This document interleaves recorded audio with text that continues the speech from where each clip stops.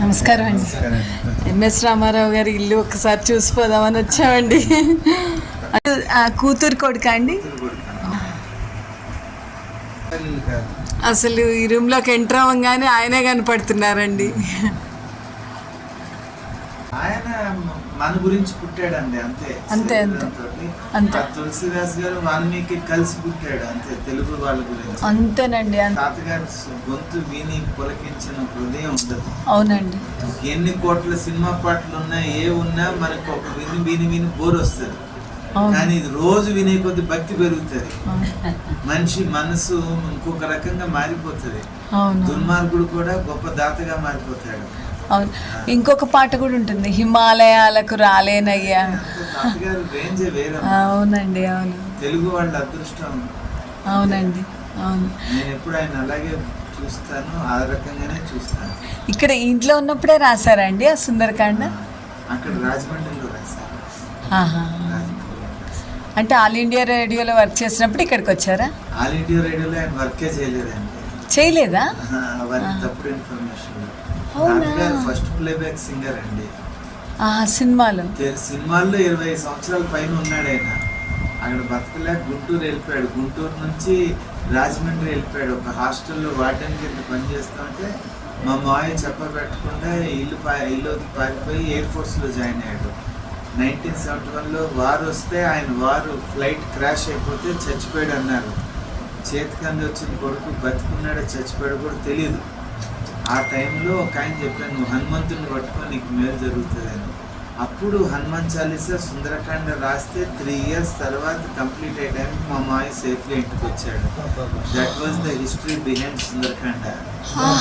ఆ తర్వాత హైదరాబాద్లో తెలుగు అసోసియేషన్ వాళ్ళు ప్రోగ్రామ్ పెడితే వరల్డ్ తెలుగు కాన్ఫరెన్స్, అందులో సినిమా పాటలు పిలవటానికి పిలిస్తే తాతగారు ఒక పాటలు పాడుతూ నేను ఇలా సుందరకాండ రాశానని పాడారు.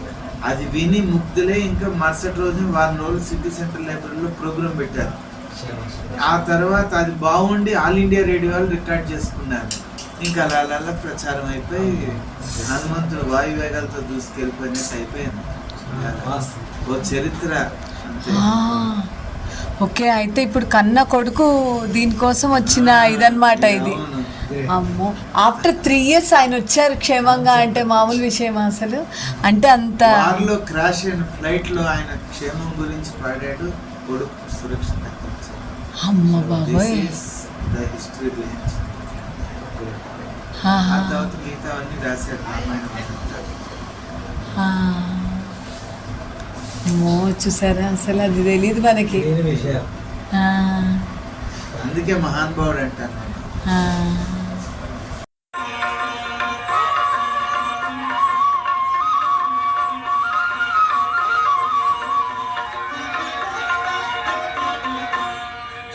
హనుమాను గురుదేవులు నాయక పలికిన సీతారామ కథ, నే పలికెద సీతారామ కథ.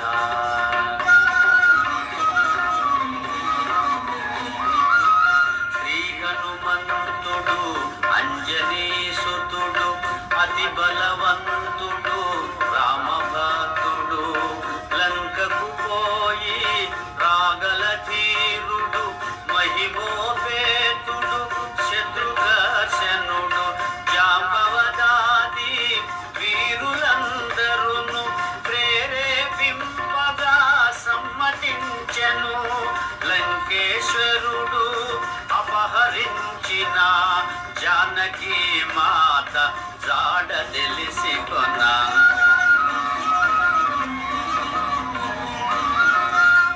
తండ్రి అయిన వాయుదేవునకు సూర్య చంద్ర బ్రహ్మాది దేవులకు వానరేంద్రుడు మహేంద్రగిరిపై వందనములిడే పూర్వాభిముఖుడై రామనామమున పరవశుడయ్యే రోమ రోమమున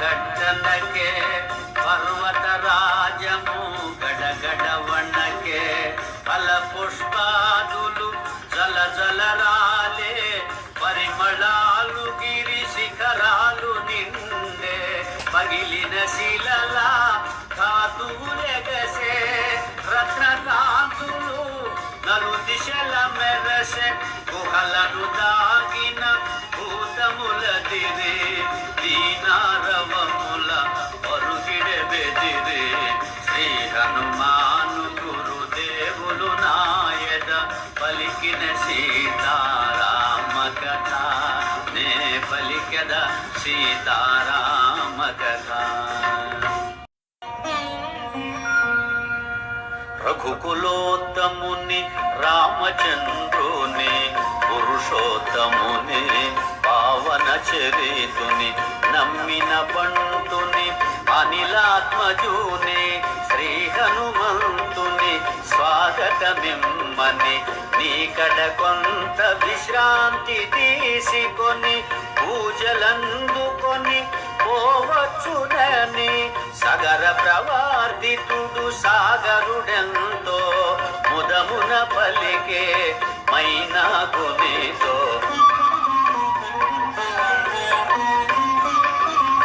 మైనాకుడు ఉన్నతుడై నిలిచే హనుమంతుడు ఆగ్రహమునగాంచే ఇది ఒక విఘ్నము కాబోలునని వారిటి బడట్రోసే పురము చేగిరిని పర్వత శ్రేష్ఠుడా పోటున కృంగే పవన తనయుని బలముగని పొంగే తిరిగి నిలిచే హనుమంతుని పిలిచే తన శిఖరముపై నరుని రూపమై శ్రీ హనుమాను గురుదేవులు నాయద పలికిన సీతారామ కథ నే పలికద సీతారామ కథ